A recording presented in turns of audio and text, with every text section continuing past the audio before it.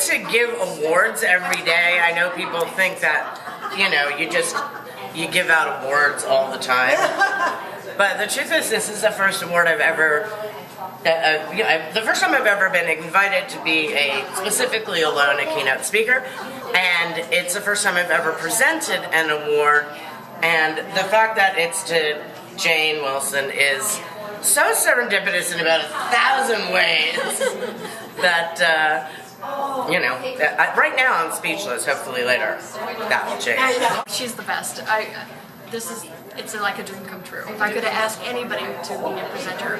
Worked with Grace Lee, the woman who directed and collaborated with me, who sadly couldn't be here, in a past film together, and then she approached me because we were just in this place in our lives where we were wondering aloud constantly, why would somebody be opposed to having health care when they're ill, when they're not well, they don't have a lot of money, and it just kind of confused us. And with this whole tide of 2010 of sort of the Tea Party uprising in the Congress, so and we started running a whole bunch of ideas past each other. Should we make a documentary? Should we talk about people who are people of faith who are not so conservative because they're out there? And I ran that idea past her, and then she said, let's meet up and have dinner, because I have an idea. And I'm from Iowa originally. And so that's what sort of Which is why you play it so well. You infiltrate. It's just, I love how your entire face changes. I'm Anita Khanzadian, and I am the proud director of Silent Witnesses. Witnesses, and it's based on interviews and conversations with child survivors of the Holocaust who are sort of off the radar. And even when we talk about it, we say, oh, children of Holocaust survivors. No, these are kids who were hidden, most of them on the outside. Sometimes they ended up in camps. But they're very different because they're a story that nobody talked about for a long time. Hi, I'm Lorca Peress, Fengar Gael. Really excited to be here, and we of course thank the Women in Arts and Media Coalition. Fengar and I have been working together for many years. Actually, it started in 2003, right? Yes. I entered a multi-stages competition, and my play was a finalist, and eventually we actually produced it. And right, it's actually the winner of this of our event. So she resubmitted the play in 2011, and it won the Multi-Stages New Works contest. The secret to writing is rewriting. That's right. That's what they say. Talk a little bit about it. Yeah, well, one of the ways we collaborate is the first thing we do is we get together and read the entire play and play all the roles and have a glass of wine, and we talk about how we envision the play. And Lorca and I have the same philosophy of theater, which helps. We believe theater should be a fusion of art forms, not just linear, sequential domestic realism, but plays with music and dance and visual images.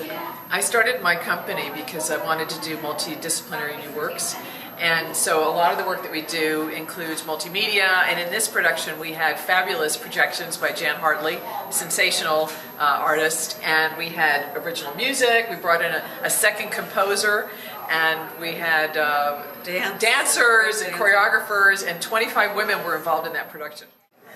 Hi, I'm Shellen Lubin, co-president of the Women in the Arts and Media Coalition. And I'm Avis Boone, co-president of the Women in the Arts and Media Coalition. A couple of different names. The Women in the Arts and Media Coalition has fostered its own brand of collaboration, harnessing the power of our member organizations to address issues of concern to women in all of our industries and disciplines. That's what we do. We bring us all together. From ageism to gender bias to working in new media, the coalition networks and connects individuals and entire organizations to share information, to sponsor events, and to facilitate actions that nurture the voices and visions of women. We have two signature events. One is this one, the Collaboration Awards, celebrating women working with women. And the other is Vintage, celebrating the work and image of older women, which should be sometime in 2014. We also collaborate with all of our member boards who co-produce events like Swan Day, Women Supporting Women Artists Now, the last Saturday in March. Women's History Month, created by Women's Arts. Our website is one of the most important things we now offer you. On our website, you will find a calendar of available events from all of our organizations, including events that are streamed online and can be seen by anyone, anywhere. You'll also find newsletters, mailings, Facebook and Twitter feeds, including info from so many different people and organizations who are doing important things with regard to women in the arts and in the media. And now, with our member org, the League of Professional Theater Women, our newest project, we have taken over monthly production from our affiliate, Women Arts, because they want to focus on Swan Day, which is their other baby. The film, video, and theater funding newsletters, which you can subscribe to on our website and which are available and archived there as well. A woman who knows a great deal about collaboration. In fact, she co-created The Daily Show. She should win a crown for that work. In fact, for many years, many of the people here I know only got their news from The Daily Show because they couldn't stand to watch anything else. She co-created it with Liz Winstead and also with someone else, which I didn't know until today, and she's going to tell you about that. She was also its original executive producer and showrunner, and won Emmy and Peabody Awards, and sure learned how to work with lots of different kinds of people. Founder and president of Mad Cow Productions, she has created and produced so many comedy projects. She recently earned an NAACP Image Award nomination for the BET Late Show Don't Sleep. She is currently developing her own collaborative female digital comedy entity called Boone. The absolutely amazing Madeleine Smithberg.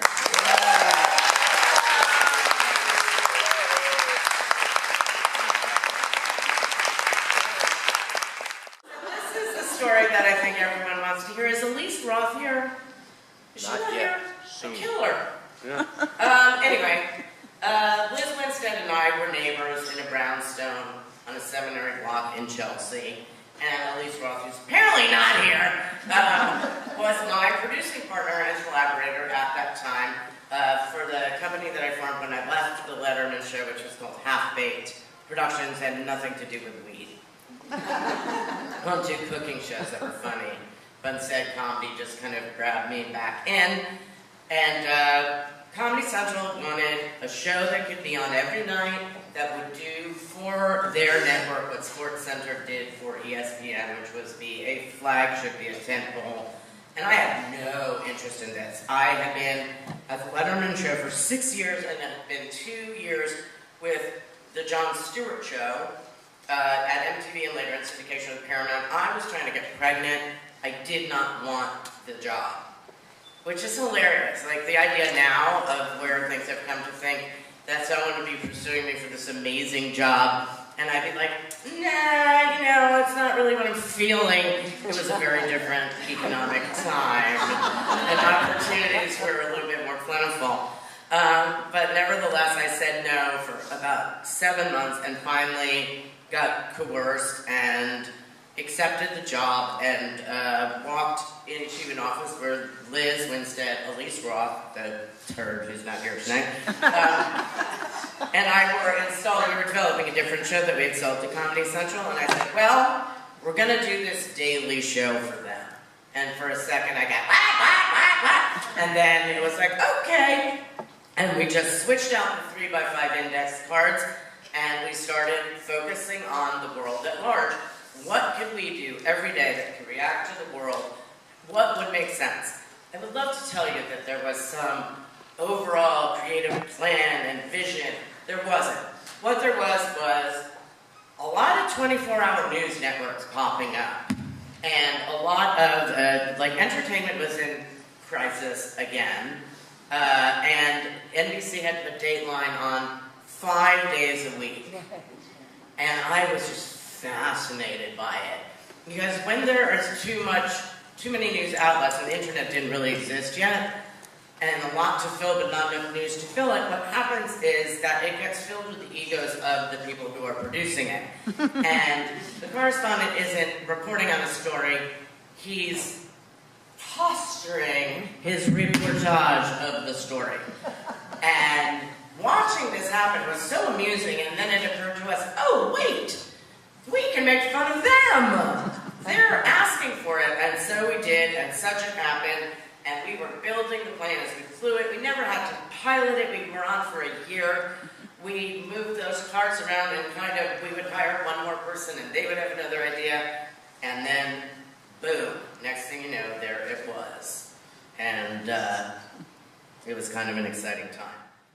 One of the most gratifying aspects of my career, especially as years fly by, and they are flying, has been my role as a mentor to young, bright, and talented women. I think it's a very unique form of collaboration. I love to think that one of my strongest talents is that I pick them well, and I pick them young, and I grab them right out of school when they're still blind with that naivete that will cause them to plow through the obstacles that they don't see. It's a brilliant myopia. I want to also say this, but that I do love boys, and I even tolerate men, and a lot of working in comedy does force you to collaborate with funny guys, and that has also been a huge part of the ride, but I get a really singular, vicarious thrill of watching a young, bright, ambitious, blissfully unaware mini-me find her creative and professional life on my watch. And so what I've done is I'm putting that to work for me. And that brings us this all around full circle. There really is a synchronicity at work tonight in this room and apparently in my life and the lives of some people here. My latest project, which I'm really excited about, and it's in the development phases right now. It's a digital comedy YouTube channel and content incubator, and it's called Moo. And the idea is that I'm going to collaborate with young content creators who already have YouTube channels. There's an army of funny, smart women. They're performing, they're writing, they're directing, they're doing animation, they're doing music, they're doing just incredible things, creating characters, doing their own sort of deconstructed sketch comedy shows in their apartments. They do everything. And I'm going to choose them and collaborate with them, and we together are going to produce content that will be hopefully elevated beyond what they can do by themselves. And every month, we're going to present a live show which will be streamed, and it's going to be itself a piloting of a new kind of sketch comedy. And I'm in the process right now of putting together my deck and trying to get some business partnership for Moo, and I've already got the YouTube space in LA, and it really does seem to be falling into place. And so it's literally called, I was working the deck, it's a female collaborative digital comedy content incubator. About 3 years ago, Jane asked me if I would host a fundraiser for a film she was involved in my home in Los Angeles. And of course I said yes, but that was a big secret. I couldn't tell anybody, we couldn't talk about what it was. And I was having a little bit of like buyer's remorse, like, what kind of movie is this, Jane? But then when I saw what she and Grace Lee had done, which it's so brilliant that I don't even know how to say it. It's a hybrid, it kind of redefines, it's its own genre. But Jane, as a fictional character named Janine, infiltrated the Tea Party and went underground in Iowa and got way too close to some of the most evil and nefarious forces at work in our society, and then they developed a fiction for the character that really asked questions like, how can somebody who would need health care be against health care? And the film really has never been more relevant than it is right now right after the government shutdown and the sort of the more clamoring of this inconceivably awful faction at work in our political system. And I think that the film is not only funny, brave, unique, original, It's also important with a capital I, and I don't say that very much. So it is my honor to present this beautiful award. It's the 2013 Collaboration Award. It goes to Edith Wilson for her work in JANEANE from Des Moines. And thank you, Madeleine. Thank you so much. The women are also so complimented to be recognized alongside Stephanie and Anita and Fengar and Lorca. I realize now I should have asked her if that's pronouncing it correctly, Fengar, whose work is so powerful and important as well. Because we only have a few minutes here, I cannot even begin to thank all the people who helped us to make JANEANE from Des Moines a reality. But it is very sweet indeed that the keynote speaker this evening, Madeleine Smithberg, actually threw a fundraiser in her home for this very beautiful film. I fly to Iowa, where I would assume a false identity and stay in character all day long as a Iowa Tea Party GOP conservative Christian candidates made their way to events in the run-up to the 2012 Iowa caucuses. We sent out a lot of cryptic invites to these parties, baked a lot of brownies, put out a lot of wine and crudité, and we begged every person we knew to help us fund this political hybrid film adventure because we could not go to a studio, we couldn't put it up on Kickstarter because if the thing was blown out of the water, I was actually kind of in a little bit of danger to be filming it, there as my character, and also would probably ruin the film and the effect we wanted to have. The impetus for making the film was the aftermath of the 2010 midterm elections and the rise of the Tea Party elected into the government. Grace and I were looking at that situation with utter dismay. My big idea was to make a film about the religious left in America, a documentary that would combat the prevalent perception that every Christian in America's dearest wish is to take food stamps and health care away from the poor and disenfranchised. Grace asked me to backburner that idea and think about doing something more bold and daring, asking me to go undercover and play JANEANE, the conservative Christian Tea Party patriot, the opposite of what I am in real life, as sort of a hybrid narrative feature and doc all at once. This is why she's the kind of artist you want to be in collaboration with. She constantly pushed us to do the most bold, challenging story that we could possibly come up with. I'm so proud of this film and the light it sheds on the JANEANEs of America. They are still out there. They are still the largest non-voting bloc whose issues are not being taken seriously by either party, really. Our dearest wish is that this story continues to examine in 2014, 2016, and beyond. Grassroots activist filmmaking is one of the many ways that we can truly start a profound dialogue about policy affecting the working poor in this country. Because we very much discovered that much of the mainstream news media and political operatives that drive these campaigns have a little dance going on with one another, and average citizens, especially those living in great need, desperation, and insecurity, are not invited to that dance. So, FYI, you can download and buy the film on iTunes, or you can see me, I have some no-frills copies of it with me right now, or you can wait for it to be on various video-on-demand platforms in mid-January. Here to speak about the arc of their collaboration, I give you Stephanie Satie and Anita Khanzadian. We believe that theater can change lives, you know, maybe not so many at once, but if you put people in a small room, a dark space, and give them something very specific, it opens up the universal. So that's what we tried to do.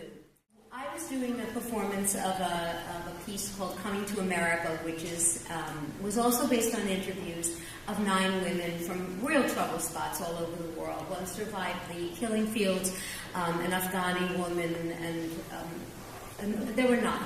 Anyway, we were doing it as a fundraiser for an organization called Child Survivors of the Holocaust, which I had never really heard of. And they were putting their names on the wall in a museum somewhere. And we did it, this tiny space, my goodness, I think the stage was maybe twice the size of this podium. And during the Q&A, I noticed that the audience was filled with beautiful women, most of whom were, not surprisingly, social workers or psychologists. And I said, "You're so good looking." And one woman said, "Well, nobody saves the ugly puppies."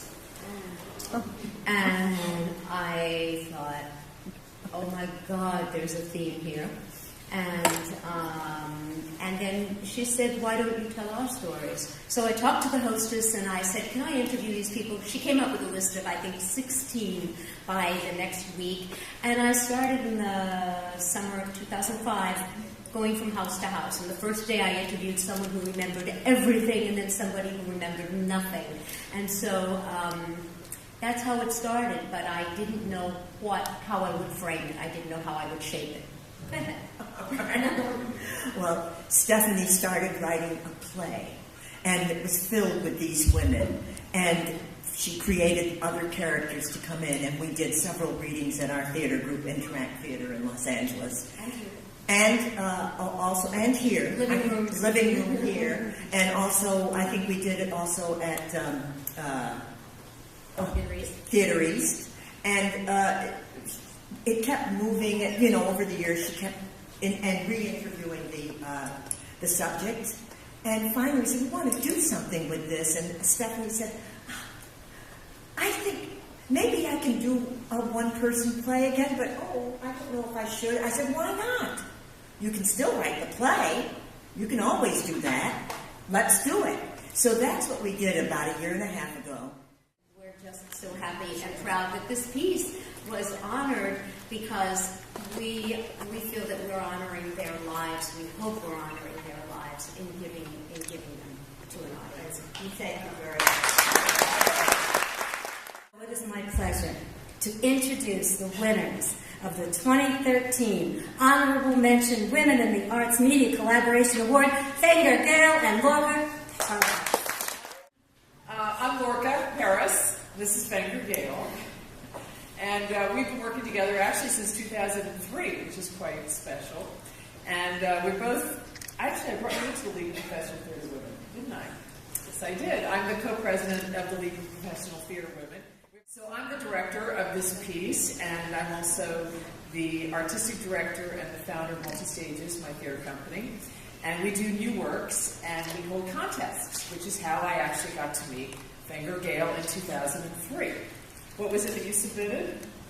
The Breasts of Fortuna. The Breasts of Fortuna. Of course that was going to be, a standout. That was our first piece, was in 2003, and then in 2009, Fengar won the contest. She's the first person who's ever won twice, and that was called The Judas Tree, a gorgeous production. Beautiful, beautiful piece. You want to talk a little bit about the piece, because it's so fun? The play takes place on a fictitious island nation off the coast of South America. And Don Hilardo Hidalgo de la Conquista has a baby. His wife dies in childbirth, and the child Esperanza needs an artificial heart. She isn't expected to live very long, so he wants her brief life to be his ideal of paradise. He surrounds her with nursing mothers who can only sing. She can only see beautiful things, hear beautiful sounds, but of course she lives and lives and lives. And so she becomes like this pawn in a matriarchal society created by a patriarch, but she escapes and comes back, and then the women try to create a society that is different and they revolt. Yes, they do, and that the values of women are supposedly, but the child becomes her own self. Thank you so much. Yeah, this is thrilling. So thank you very much. Watching you